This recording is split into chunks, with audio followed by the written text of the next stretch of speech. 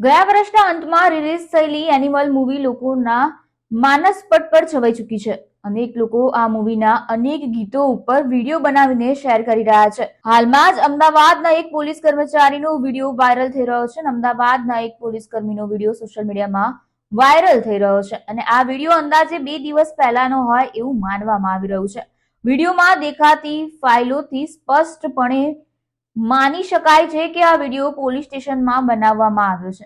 જે પોલીસ કર્મીએ આ રીતે માથે પાણીની બોટલ મૂકીને ડાન્સ કરતો વિડીયો વાયરલ થયો છે તે મેઘાણીનગર સ્ટેશનમાં ફરજ બજાવતા હોવાનું જાણવા મળી રહ્યું છે. વિડીયોમાં પોલીસ મથક અને તેમાં પડેલી ફાઇલો પણ જોવા મળી રહી છે.